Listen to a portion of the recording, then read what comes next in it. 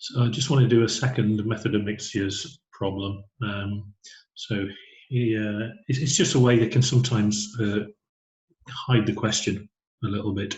So in this situation, we're not dropping something into a liquid. What we've got is a glass, and we pour. It's a hot day, so it's 30 degrees outside. The glass has warmed up to 30 degrees, and then they're going to pour a cold liquid into the glass.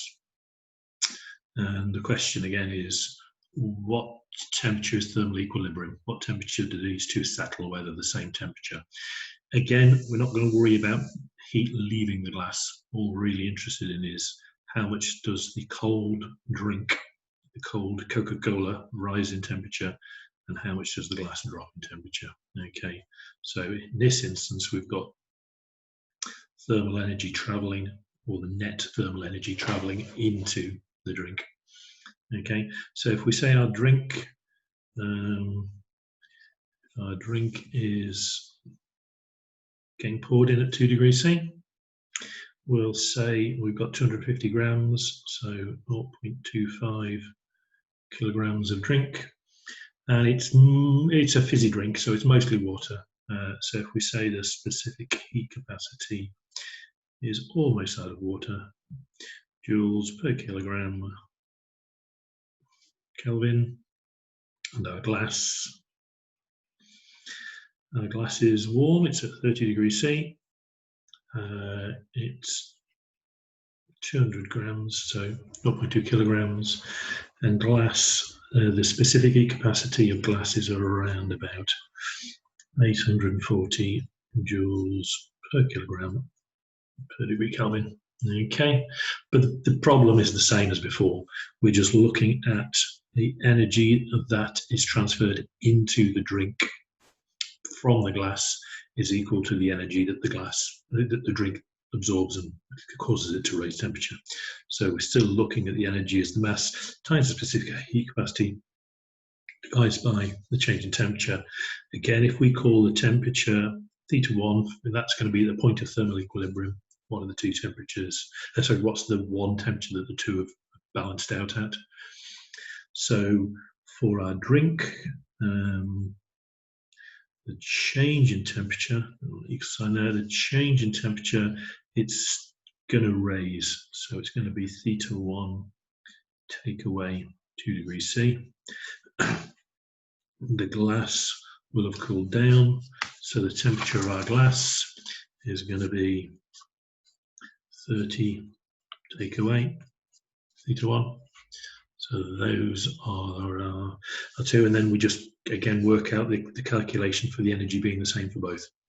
So for our drink mass times by specific heat capacity times by change in temperature, that's for our drink, is going to equal the energy that the glass is going to lose. And so that's the mass of the glass, which is 0.2, times by the specific heat capacity of the glass, times by the temperature change, which is 30 take away θ1. Okay. So we multiply those out, and we get 47.5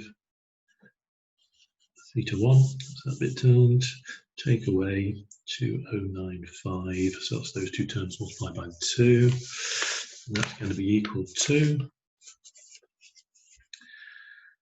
5040, that's those two terms multiplied by 30, take away 168 θ1, so that's just those two multiplied together, multiplied by 2 θ1. So again, so we're going to add 168 θ1 on both sides, so effectively move that over. We're going to add 2095 to both sides, so we can move that over there.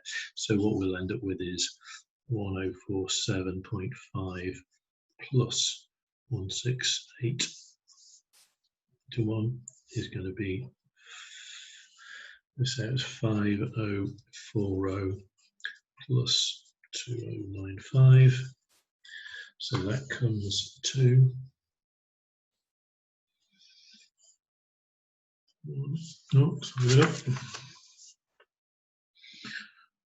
1215.5 theta 1 equals 7135. So theta 1 is going to be equal to 5.9 degrees C. Always worth checking when you finish that, is that between our two values? Because our drink was 30 and 2, so obviously our point of thermal equilibrium will have to fall between those two, and our 5.9 does. So that's our second method of mixture problem.